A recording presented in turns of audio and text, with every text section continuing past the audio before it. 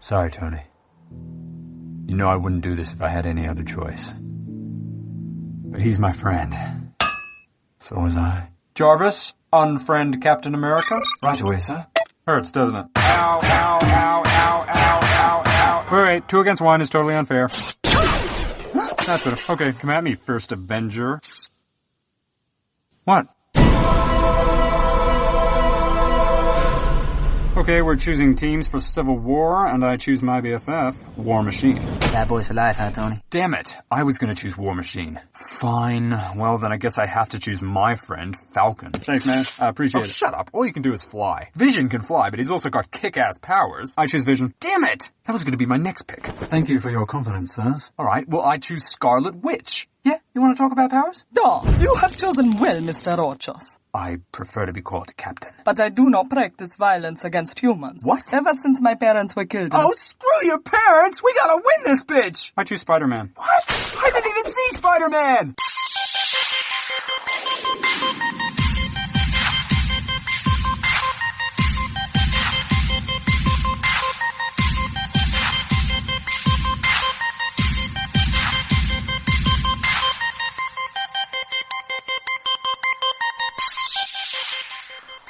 Welcome, everybody, to episode 20 of the Pseudo Nerd Podcast for May 20th, 2016.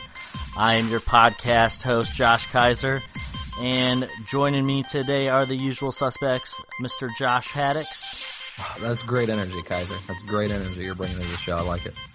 Thank you. And, of course, Kyle Hoagland. That's a lot better than the last 2 weeks, I'll say that much. What's going on, everybody?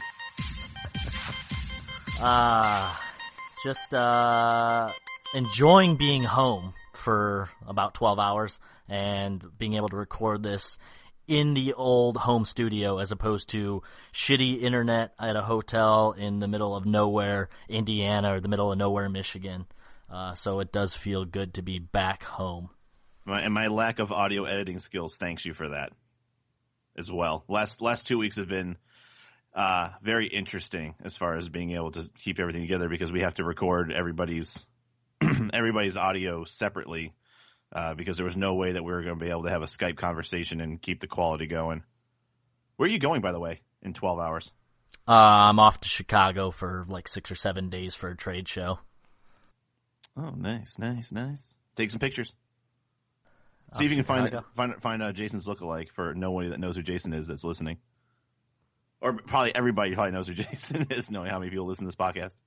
I'd like to believe there's at least 1,000 people out there who who is this Jason guy? I almost gave a quick little, heads up there that Kiser wasn't saying that Michigan and Indiana were shitty, because we do have a lot of fans in Michigan and Indiana, so we don't want to upset any of them. This is true. No, and to be fair, I just said middle of nowhere, Indiana. True. There's middle of nowheres in Ohio where we are from. Very true. So, but we don't want to upset the millions of our and fans. millions.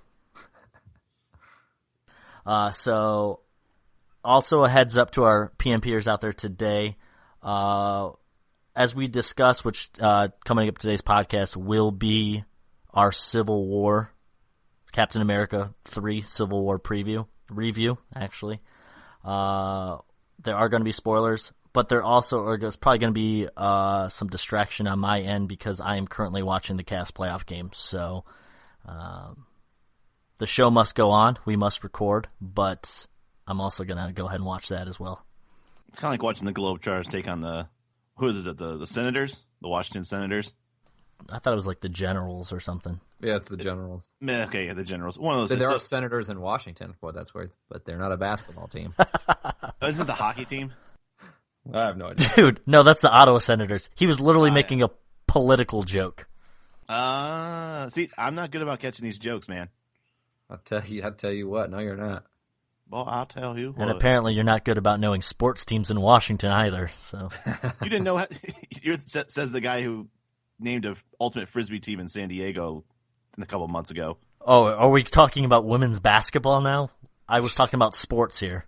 Dang. Hey, don't offend our millions of WNBA fans either, right? For those who aren't too sure, be sure to listen in on our NBA preview podcast from 2 months ago, or not the preview, it was the halfway point. It was the All-Star podcast. break, so yeah, it was right around By popular mid-February. demand, we're gonna have to do a WNBA All-Star break next year. That's According true. to my popular demand, we'll Actually, do another Fuller House. the All-Star That's still break kicking ass. is the WNBA All-Star break coming up. I don't even know when I that have is. no idea. I thought the season just started. I have no idea. I always thought it was a summer league, so it's very possible it just Yeah, I'm pretty started sure. up. I'm almost certain it just started. Well, hey, there's a podcast in the middle of the summer for us. That's true. We got a slot for those ladies. Plenty of those. That's right. But enough of that. Let's go right into it today. Before we do get started with our review of Captain America: Civil War, I want you guys each take a minute or so and just kind of give your brief opinion on the movie as far as did you like it, did you not, as far as why kind of goes into the later parts as we get more into the movie. But at least this way our fans know where our bias may come from. Well, me personally, overall, I like the movie. But I tend to like superhero movies in general.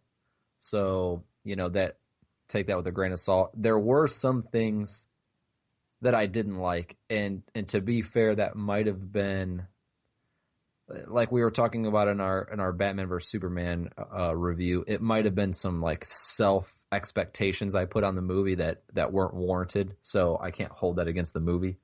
But overall, I did like it. And in the podcast, I'll refer to the few things that I didn't like. Look at that teaser right there. Like Tune in. Got to keep them hanging on. That's right. Keep wanting more. If they have not deleted the episode yet, they're actually going to listen to find out why Haddix feels the way he feels. They go, that guy didn't like it. I got to find out why. Good luck trying to fast forward. So for me, I thought honestly it was the best movie to date in the arc. I like that it stayed relevant to the story without going into the story. I guess it's kind of weird to say. You knew there had to be a movie about.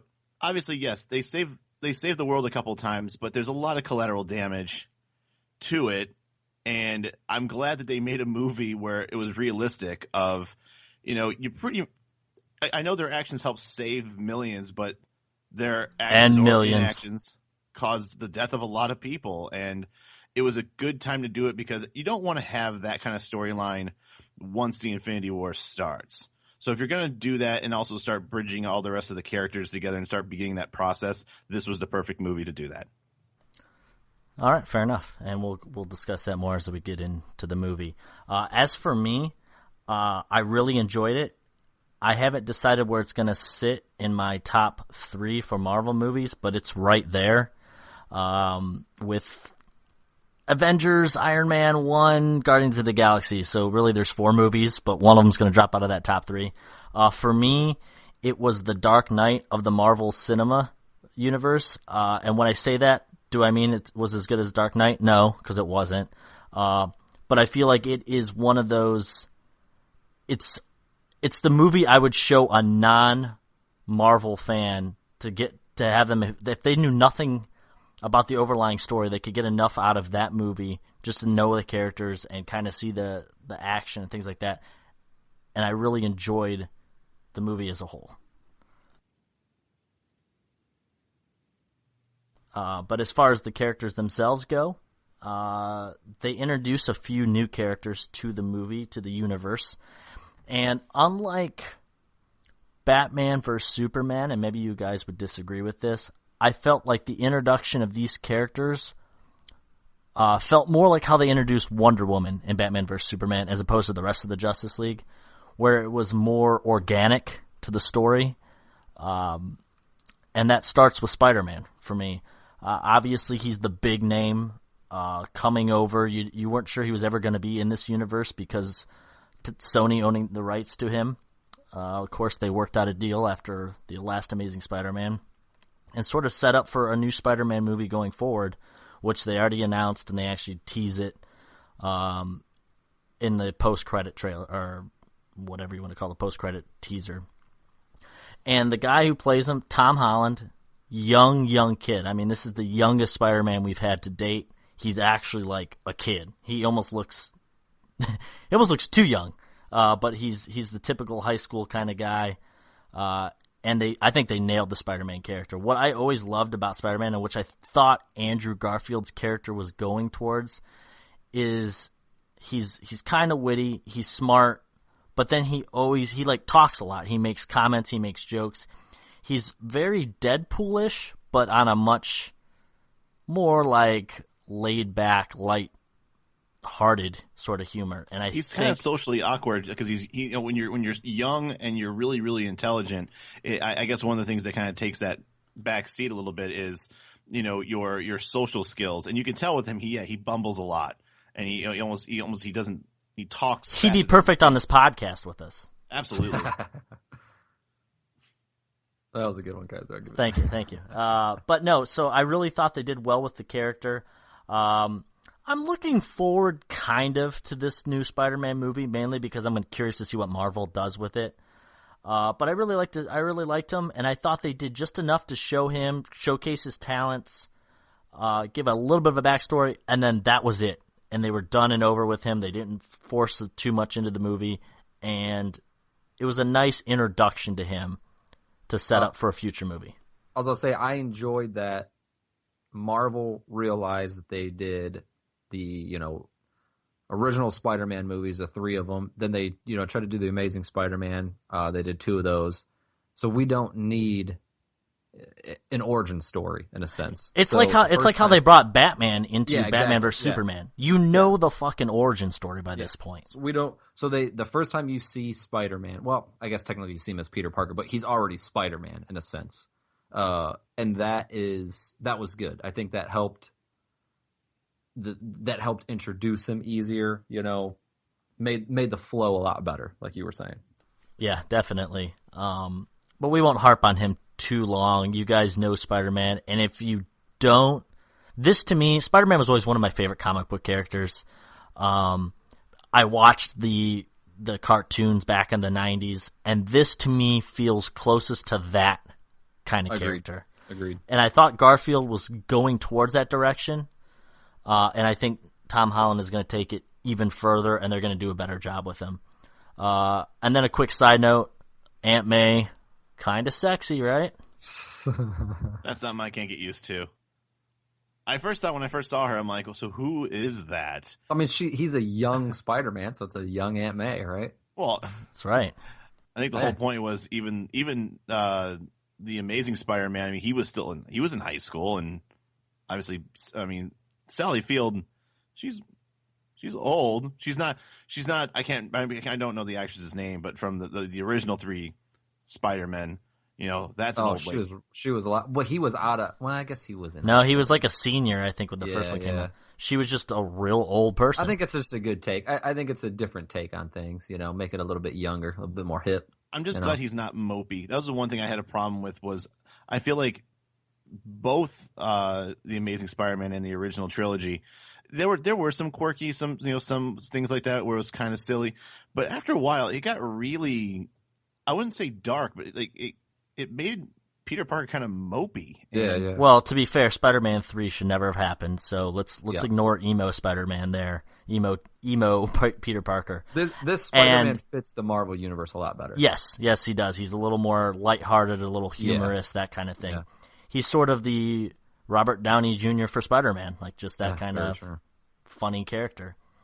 But enough about him. Let's talk Black Panther. Obviously, he was probably the next big name or big name comic book character as far as comic book fans go. I don't know if the casual fan's going to know Black Panther, but this is one they were looking forward to.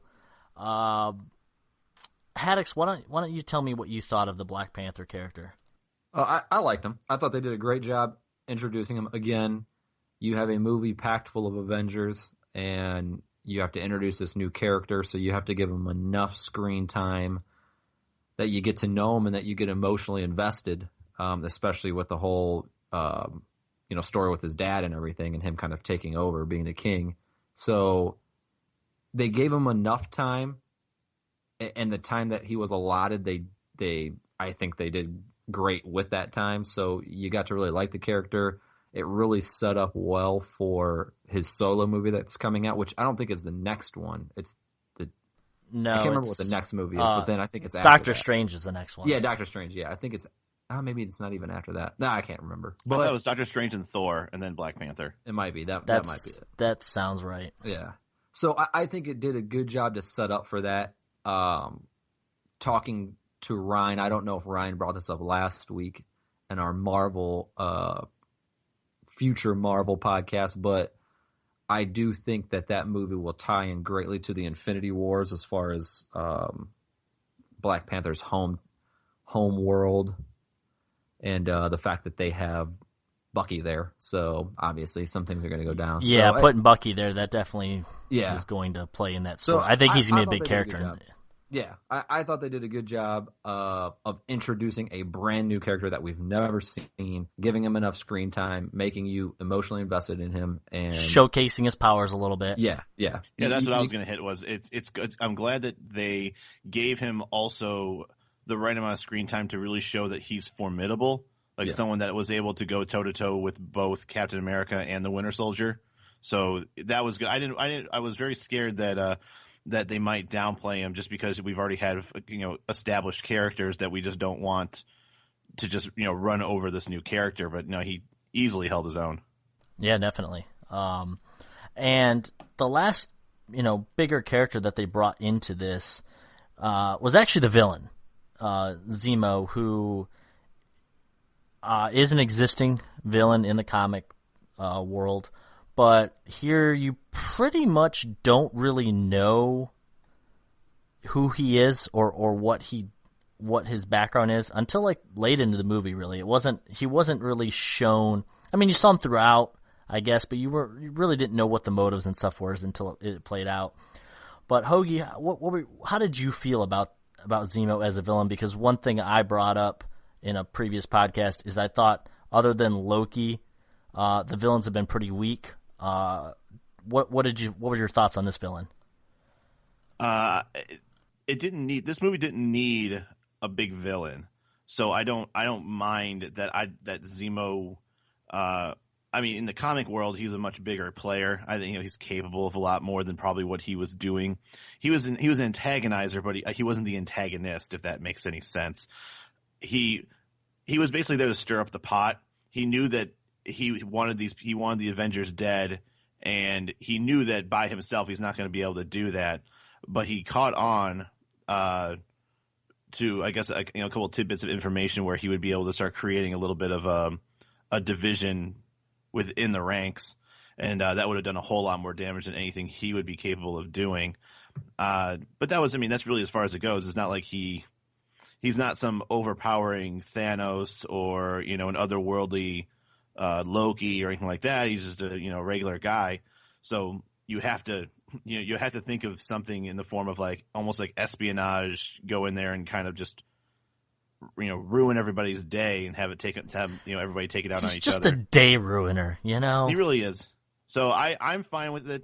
I felt this movie didn't need to have a big bad in it, and that really the movie didn't revolve around having to fight an evil. It was, like I said before, it was putting everybody together. The evil within.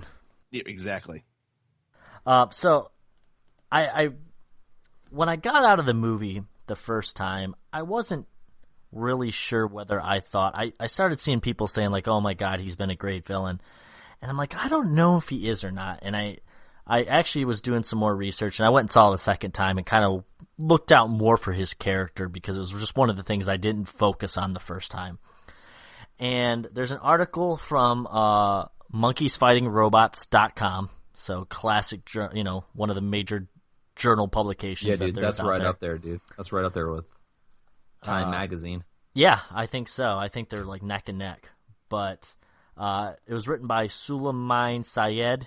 I apologize to Mr. Sulaiman Syed if I incorrectly pronounced his name in either of those iterations. Twice. I was about to say, for people.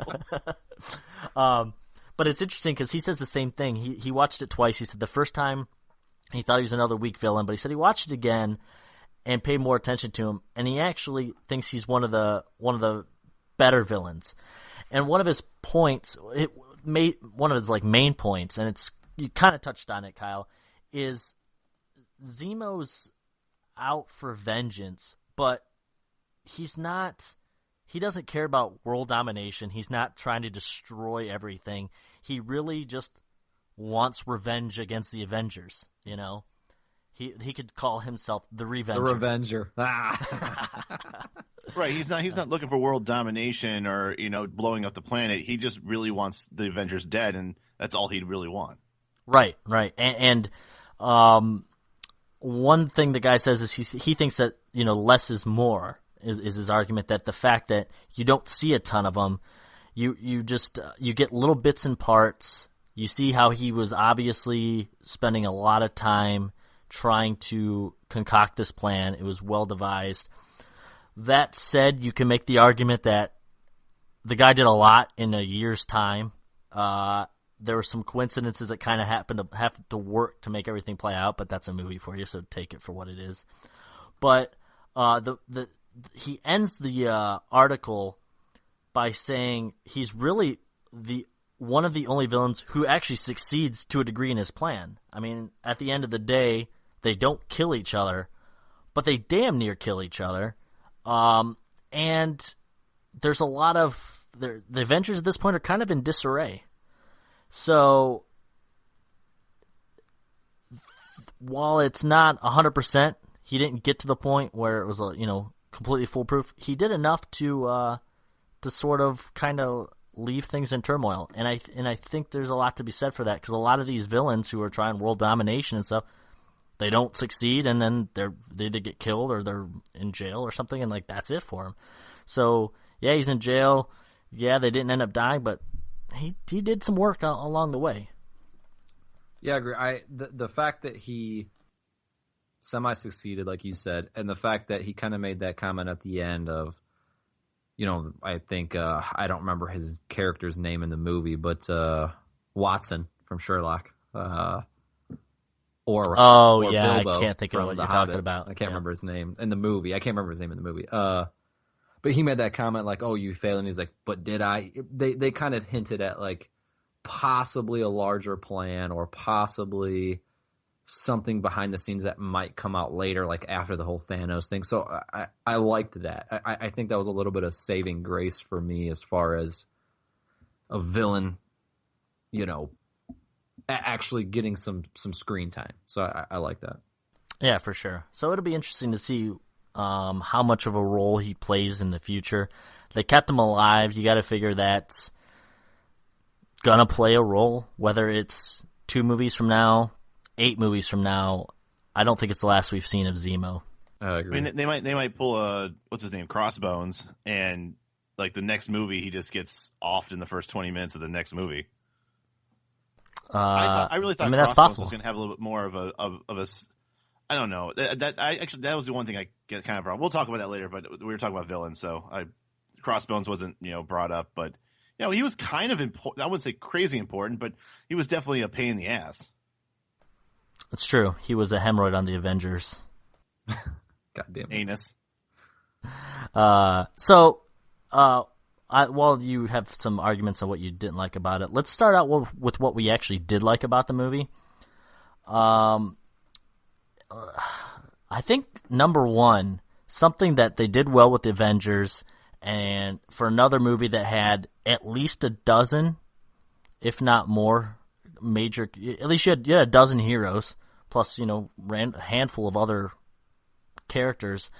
And once again, I think they've done a good job at balancing screen time and stuff. Yeah, I mean, Iron Man and Captain America are going to get the most screen time, as they should.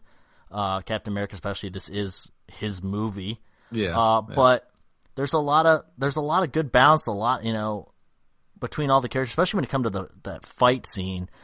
Specifically, I thought there's a lot of great fight scenes. But the fight scene at the airport with all of the heroes, it was not short, and everybody was able to showcase their powers here and there. And I thought that was really, really well done. Yeah, they lived up to it. That's something that you got to give credit for. Avengers 1, Avengers Age of Ultron, whether you liked it or not, and this movie. It gives me it gives me a lot of optimism.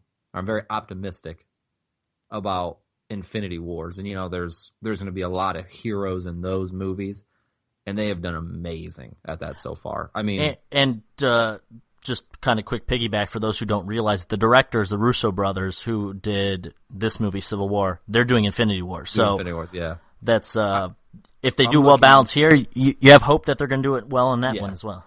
Yeah, they've done very well at that throughout all the movies that have had multiple heroes in them.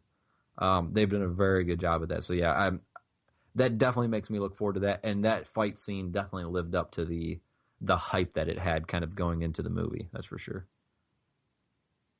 And then on top of that, not just that fight scene, which was great, but I thought the other fight scenes in the movie were like the scene towards the end where Tony is battling the Winter Soldier and Captain America. I thought that was a great fight scene. Plus, it has that iconic scene of the shield and Tony's laser blast, whatever you want to call it, like going against each other, as well as even the scene. It felt very Daredevil-esque from the Daredevil TV show when Bucky and Captain America are like trying to escape out of that hideout that where Bucky is towards the beginning, and they're fighting down that hallway corridor, and they're kind of like dropping down floors and kind of going back and forth. Like, I thought it was a really good just fight action scene, sort of like a Jason Bourne-esque type fight scene. Yeah, I liked that was my favorite one, only because I do like the drama. At the very end, I was actually very I was kind of scared. I guess if you know enough about everyone's contracts or seeing who's going to be in what, it was hard to think that any of those three were going to die. But there were parts where it really was building up to like somebody might not make out of that bunker alive, and for a while I thought it was going to be Tony Stark. It's funny is I thought the same thing going into this movie. I thought this was going to be like when I first heard of it was announced. I thought it was going to be Chris Evans' last movie. I thought Captain America was going to die in this, and then I'm like, well, maybe they'll kill off Tony Stark because Robert Downey Jr. might be done. And I know it's been said that he's going to be the new Spider-Man, but I'm like, that could have been just a red herring. So I'm watching this movie fully expecting somebody to die. And that scene at the end, I'm like, oh my God, one of them's going to die. And then especially when Captain America takes that shield and just busts into his like arc reactor in his chest, like, I was like, oh shit, like, that's it. I'm going to say 3 movies ago, that would have been fatal. Well, yeah, when he needed it to survive. Right, yep. Yeah. Yeah, I'll hold off on my comments on that until we get to the dislike portion. Yeah, we'll touch base there here in a minute. Another, what I thought was probably the biggest twist in the movie was when Zemo.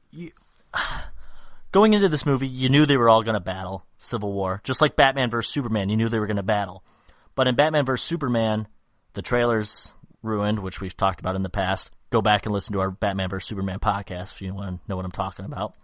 But they showed Doomsday was going to be there, so you knew at some point they were going to team up and fight Doomsday together.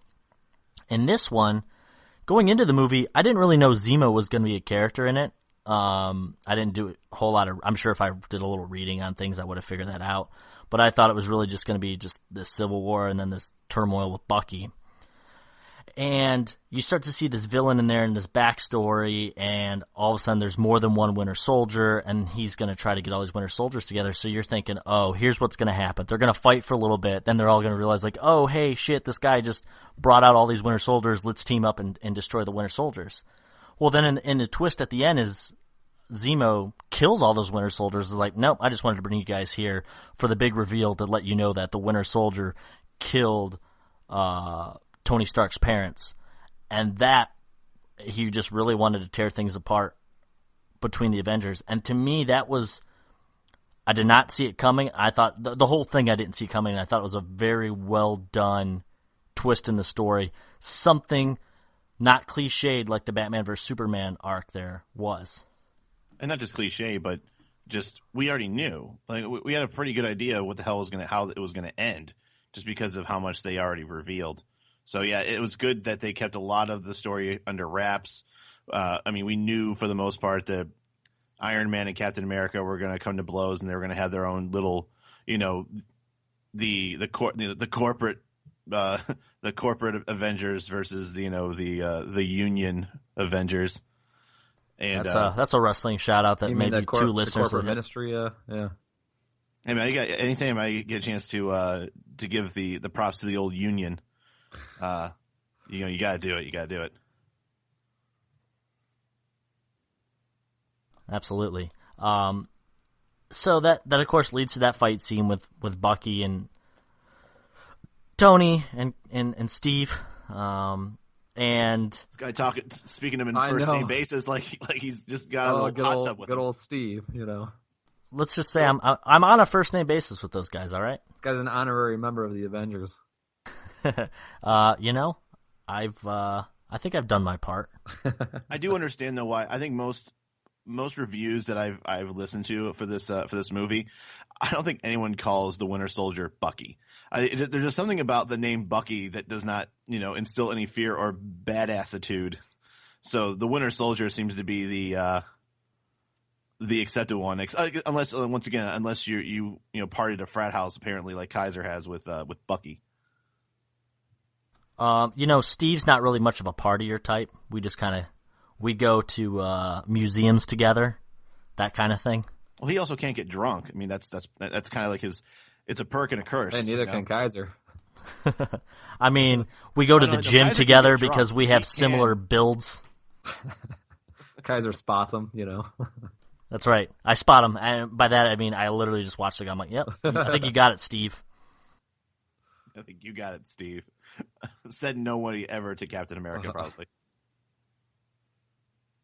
But what I was going to say is, so they end up being an intense fight scene. Actually, where were we going with that? And they really, I mean, there's moments where you think one of them's going to die, and they don't. They don't kill anybody off. And then on top of that, they don't kill any of the other characters off. They really, and you saw in the trailers that it looked like Hawk, War Machine, there we go, was going to get killed. And, of course, he ends up surviving, but there's talks that there's partial chance for paralysis. He can't kind of walk, but he's sort of walking with Tony's invention. So at the end of the day, nobody is really too physically beat up with the exception of that, and nobody died. And I know Haddix finds this as he did not like it. Hougie, I believe you did like it, so why don't we start with you first, and then this can kind of tie into what we didn't like about the movie. I just don't think it was the right movie to start hacking people unless once again, if there was something about, contracts where it would have, kind of written somebody off. But because this is kind of a filler movie and they're going to need everybody that they can in order for the Infinity Wars, I would have been surprised if somebody was completely, dead for this. Once again, I spoke before in the podcast previously, the vision or the premonition, I guess, that Tony Stark has where he sees all the other Avengers dead, I still believe that there is meaning to that scene. And so what that tells me is those people should be still alive. And I don't think they're going to kill off like Black Panther, Ant-Man, or Spider-Man and basically their debuts in the Avengers arc. I know Ant-Man. No, and I don't think any of us expected those characters to die off of it, especially because we knew they had. So if that's not going to be the case, then I really didn't think, or at least I had reason to believe that Tony Stark and Steve were going to be just fine. He's Captain America to you? Oh yeah, sorry. So Haddix, as we kind of shift into what we didn't like about it, the no deaths thing is kind of a sticking point for both of us, but I'd like to hear your opinion on why you did not like the lack of deaths in this. Well, it wasn't even necessarily that I wanted someone to die. I mean, you're a cruel human being. Yeah, exactly. I thought that was... I do want to preface it by saying I did like the movie, but... And I think I used this analogy with you, Kiser, maybe even with you, Hoagie. It was a filler episode. It was a good filler episode on a great TV show that you watch. Mid-season, they don't want to reveal too much, so they kind of just throw in a filler episode, which isn't bad, but it doesn't progress the storyline. And I feel like when you have a movie, and I know it was a Captain America movie, it wasn't an Avengers movie, but when you have a movie with that many heroes in it, you have to have something important happen for the storyline. And I know you could say, well, the Civil War was the big thing and it created this rift, but it really didn't. You go back to the fight scenes where everyone's fighting, and when Black Widow's fighting whatever the hell his name is, I can never remember, Hawkeye. Like, they're like, oh, we're still friends, right? And they're like, yeah. So they're going to be okay. At the end of That's the movie... That's my boy Clint, by the way. Yeah, your boy Clint. At the end of the movie, Captain America writes that little letter to Tony, and it kind of leads you to believe, like, you know what, they're going to be okay. So, even their big rivalry kind of had like that little thing to it. Black Panther wanted revenge the whole movie. By the end of the movie, he was perfectly fine because he realized he had to let it go. It was like this movie was created for this big battle that isn't going to continue in any of the movies. I have a feeling in some movie coming up, and maybe it won't be until the next Avengers movie, they'll talk about it for a second, and then they'll put all of that aside to further the storyline. So it'll be like this movie, while it was a great movie and had some great things to it, didn't progress the story at all. It was just a great filler episode. It was a movie for us to see a bunch of cool things. It was a movie to introduce Spider-Man. So, I mean, it had its purposes, but it would just, with no deaths happening and with all of the fighting that went on kind of being trivialized into, well, we're just doing this because we're on different sides, but we're all still friends. No, you know what I mean? I think some of that, like the Black Widow Hawkeye thing where he's like, they're don't hurt me, we're still friends, that kind of thing. Yeah. I agree that some of that should take place because they were helping a friend out, that kind of thing. They didn't want to fight each other. Yeah. But I still think, I agree with you, I think there should have been, whether it was a war machine, whether they really wanted to make a lasting thing and kill off one, Captain America or Iron Man. Let's be honest, War Machine, Iron Man, Captain America were probably the three that could have been killed off, or if you want to do like Hawkeye or something like that. But I kind of wish they had. I understand they didn't. And to sort of, it kind of goes almost with exactly what you were saying, Haddix. There's an article on WeMinoredInFilm.com. So right up there with US Today or USA Today and Time Magazine. Let's just say I research all the high ends and low ends of the internet for articles. This one was written by Kelly Conda, or Kelly Conda, however you pronounce it. Could have been Conda as well. Yeah, we don't want to. We don't want. I don't know if that's a him or a her, but that's true. We'll just go with this. He or she refers to Captain America: Civil War is less a movie, more the best season finale ever. So it kind of goes into your topic where you're talking about it's like a TV show episode. But while you think it's a good filler one in the middle of the season, they refer to it as the best season finale.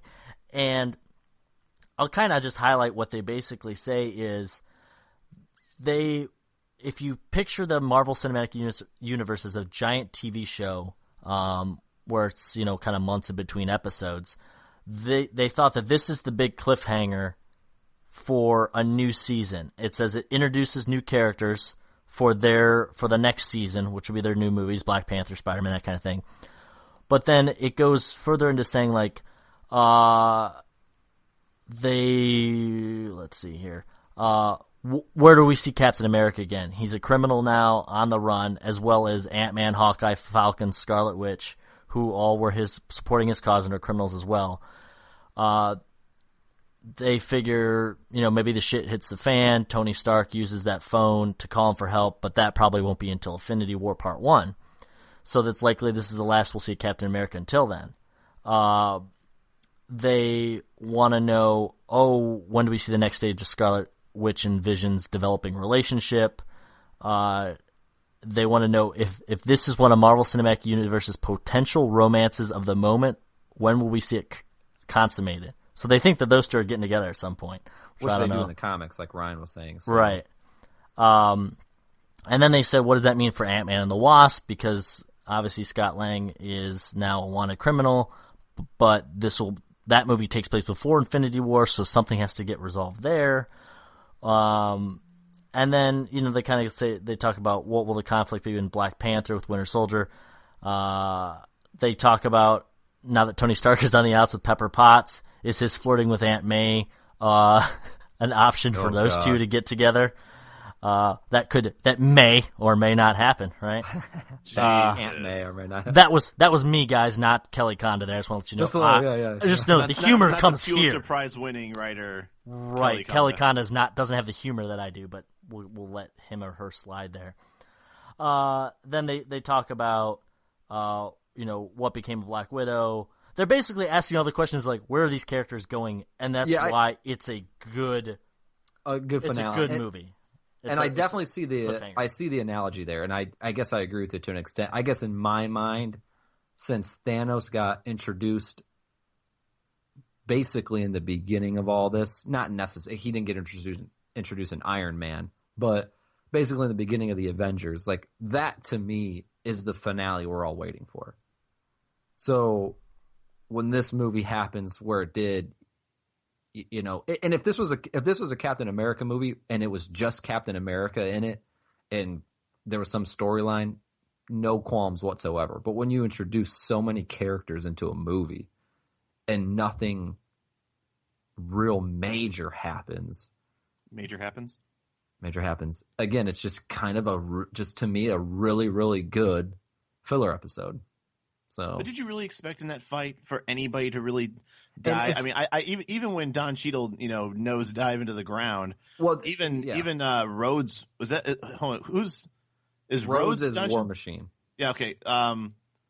Falcon, because he's the one that shot him down. And he felt bad. I don't think Vision's there the one that shot him down. Oh, he was trying to shoot. Yeah, he was trying to, but he was distracted because he was looking at them boobies. I don't know, but my thing is he was into some Olsen action. But once again, I don't think I'd be surprised if anybody was really looking in that story and thinking that somebody was going to die. Well, everyone was just trying to apprehend or just basically just incapacitate everybody. Oh no, none of those people were trying to kill each other. No. With the exception, I think Tony Stark at the end really wanted to kill the Winter Soldier. Yes, he's never liked him. He doesn't have compassion for him. Mom, yeah. And then the minute he finds out that he killed his parents. First, I thought you were talking about the airport fight. I'm like, wait a minute. No, the last fight. For sure. I don't know if he wanted to kill him, but I think he definitely wanted to. I don't know. At that point, I think he wanted to end him.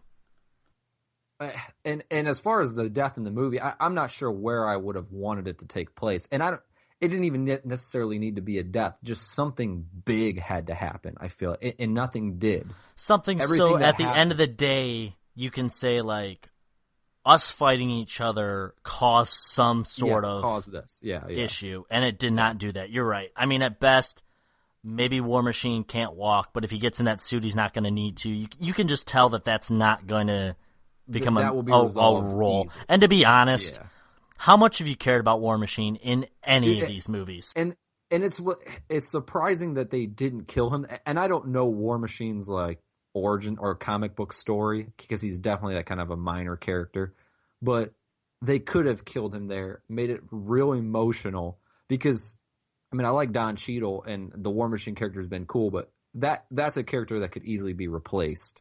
Oh yeah, definitely. And fans would be fine with it. Sure, he could get another guy in a suit if you really needed to. So once again, it's nothing unique. It's just basically a downgraded Iron Man suit. But it would have caused that emotion for, I don't know. I just feel like this big, and again, like I said in the beginning of the podcast, maybe it was poor expectations on my part because I know what happens in the comics, and there are deaths in the comics. That's why I thought there was going to be deaths in this as well because of the comics. And going back to the Batman vs Superman podcast, maybe that's not fair as a viewer. You know, this is a different universe to go in with expectations and then they not happen when no one said they were going to happen. You know, isn't very fair to say, "Oh, the movie's shit" because that didn't happen. You know what I mean? I don't think. I mean, I really, like I said, it's one of my top 3-ish, maybe top 4 for the Marvel movies, probably top 3. But I think it was desperately lacking the death. Yes, I agreed. really do. I think if War Machine dies, then you're like, wow, what is this going to do for Tony Stark going forward? Like, how is he going to handle things? I think that puts him and Captain America really at odds then. Like, he's like, and that really would have made that fight at the end even more emotional because now he lost his best friend and now he's realized that the Winter Soldier killed his parents. Like I mean, he already snapped, but that would have been a higher level snap. But again, not to beat a dead horse, I think it was a great movie. It lacked something. It lacked something big happening to kind of, you know, make the movie Civil War stand out. Right. Actually, it's funny because I saw this movie with my girlfriend and shit. Just wanted to brag, really. That's no. Hey, for all the into single the two ladies married listening to guys. this podcast, sorry. And sorry for all the single ladies who were listening to these and, you know, really thought, all you PNPers, don't worry, I haven't forgot about you. But when it was over, because I had already seen it once, I asked her, I said, what do you think? Because I was like, you know me, like when I walked to that first one, I was like loving this movie, all jacked. She's like, I mean, it was fine, but like, there's nothing really happened, was what she said. And that's what really, you know, made me think about it a little more. Like, you know what? I can see where people would find that. And to be honest, this movie's getting rave reviews everywhere. I mean, really good rave reviews. And I'm right there with them. But if this movie was directed by Zack Snyder, I think it would be getting much more flack for the no progression, for feeling a filler, because people already have that negative stigma, and I don't think that's fair to Zack Snyder, which we talked about before, but I think that's something that's being glossed over here. Agreed. I agree with all that. Hoagie, you've been kind of quiet on the did not like. I know this is probably your favorite or right up there. Is there anything that you did not like about the movie that maybe we haven't touched on? You guys didn't like about the movie, I felt that there was reason behind it. Like, I don't see. I feel like you, and I know this is wrong because I know how you guys think, that you're not just asking for deaths because you think there should be deaths. Obviously, there needs to be substance behind them doing it, but they didn't do it. But that doesn't make it wrong. It doesn't make it where I do agree with the fact that this felt more like the tying up the loose ends of everything that happened. That way we can move forward with the coming of Thanos and the Infinity War. So to me, I understand the article about it being a really good season finale, because I feel like everything now moving forward is now going to be kind of, everything else is kind of in the past. Yeah, there's going to be a little bit, I guess, still a little bit of turmoil, but I think the page has been turned for Thanos and everything else moving forward. So there had to be a movie like this that kind of completes everything else. Let me ask you guys both this question. Kind of keep it brief on your responses, but if they go into Infinity War and basically are like, hey, what's up, bros? Like, everything's good, no problem. They like brush it under the rug. Like, hey, we need your help. Like, cool. Will you guys be okay with that, or will you be upset that there's not more discussions or animosity or some underlying annoyances or bickering with some of these Team Cap, Team Iron Man characters with each other? Well, I don't think they have beef with each other. I think the only true, let's say Tony Stark and Captain and Steve Rogers. Then at least those two have some. Sure. Okay. So with those two guys and the Winter Soldier, I think that there's a reason why, you know, the Winter Soldier is being frozen up. I think he's scared. He's going to do something else that's going to create more of a divide. It's just better to keep him, keep him iced out for a little bit. Where's Arnold Schwarzenegger when you need him, right? Exactly. With all those puns. Chill. All right, chill, cool out. So as far as those three, the end of the movie kind of shows like Captain America telling Tony Stark, I understand where you're coming from. I don't think you're wrong, but I don't think I'm wrong either. So it's kind of like, let's agree to disagree and let's fight for the better good. And if you ever need me, here's a flip phone or whatever the hell. Yeah, right. Well, to be fair, it is Captain America. The guy, is still jumping onto technology these days. So it's like it's a good thing he's not like, here's my Morse code number, like hit me up. So here's my Motorola StarTAC. But do you think this would like? I don't think there's going to be animosity. The animosity really is Winter Soldier and Iron Man. It's just that Captain America's in the middle of it because it's his best friend versus I guess would be his. He's a good friend, but really throughout the whole entire series of the Avengers, Iron Man's always been kind of a dick to Captain America. And they've always butted heads because you got one person who's a genius and egotistical guy who thinks he's always right. Then you have a guy who literally one of his superpowers is that he pretty much is always right when it comes to tactical and, things and, making good decisions. That's always been Captain America's, one of his, biggest things going for him. So they're always going to butt heads because of that. And it didn't happen even before this movie. So that, I think it's gonna be fine. There might be a little bit, but I'm not going to be upset that you're making it seem like the next movie when they all get together, if they're fine, then it's like why even make Civil War? That's other right. Other than make $1 billion. I think if there's not a little bit of something there, this whole movie was pointless. And that's, other than introducing the new characters, that to me is, I agree, there has to be some sort of underlying something. It can't. And I don't know if I'll accept just that was my bad, dude. That's cool. Like, we're buddies. Let's go do this. Well, the whole point of the movie really is the team is split up into two now, and who knows what's going on with Thor and Hulk. I think that's supposed to happen in Ragnarok. So we don't know what the heck's going on there. And once again, they're so super powerful anyways that I think them choosing a side, I think they both don't give a shit about well, the reason they didn't bring, Thor just can fucking kill people, which he does in the comic, which is probably a big reason why they didn't bring him in. Right. You have to kind of calm everybody else down. If you brought the Hulk and Thor in, that's kind of like, the Cavs playing the Raptors. Which, by the way, they're up 14 right now. So I saw that. It's good news. So we got a few minutes left here before we end things. I know we kind of did our prediction podcast last week. We're sitting here kind of talking about the future. We sort of talked about possible deaths on Tony Stark, Steve Rogers, things like that.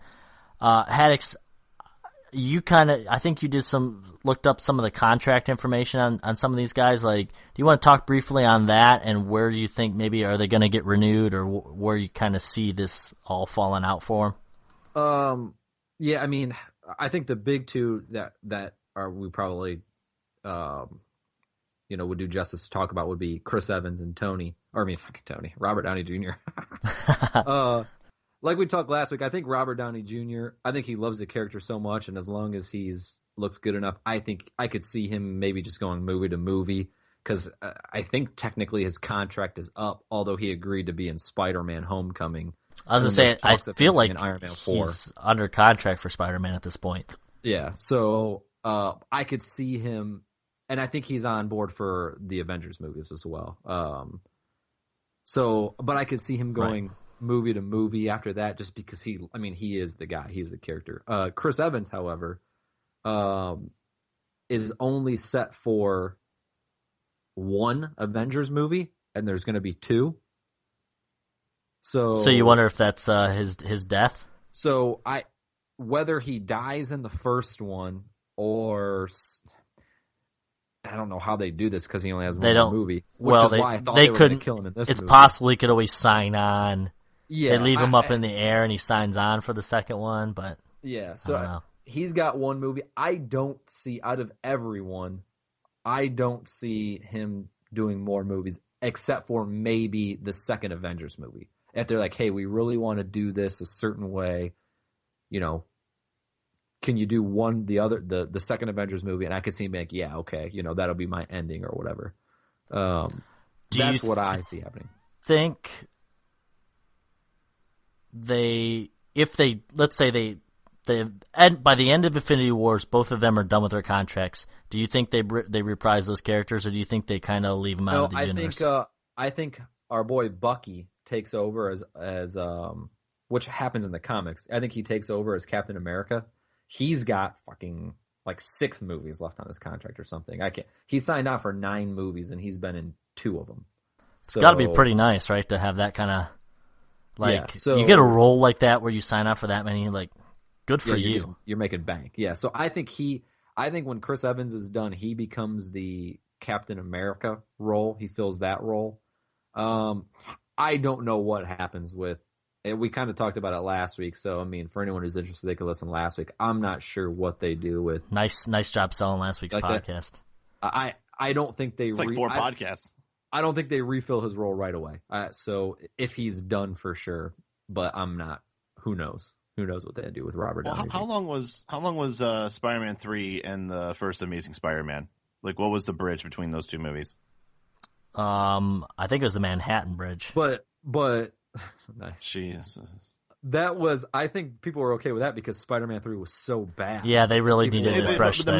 The movie was bad, but I don't think anybody was really. They were pretty much overall happy with. Yeah, but you're okay Tobey with Maguire Spider-Man. Reprising the role. I'm talking about. To be fair, I wasn't ready for another Spider-Man movie at that point. I don't even know if I'm ready for another Spider-Man movie in this next one. It's just because the Disney Marvel team has taken it over that I'm interested. But it was, I think, to Haddix's point, like, I don't think people cared too much that they redid it so much because that last movie was so bad that they're like, okay, and Tobey Maguire isn't the Spider-Man. He's not Robert Downey Jr. playing Tony Stark. But he was fine. Yeah. But he wasn't one that's like, I can't ever see anybody else playing Spider-Man, especially after he slicked his hair to the side. Well, I only speak because yes, Tobey Maguire obviously has a good acting career, and so does Robert Downey Jr. But when I think of like someone's role that I will always remember, to me, Tobey Maguire is Peter Parker until somebody replaces him and does a better job. Same thing with like if someone's going to do an Iron Man movie 15 years from now, it's one of those things where like when you have someone so iconic, think of it like this. But that's just it. I think Robert Downey Jr. is iconic for that role. I don't think Tobey Maguire is iconic whatsoever in that role. No, he's not iconic. No. So I think my thing would be Superman then, like with Christopher Reeves, and then there really hasn't been much of a replacement.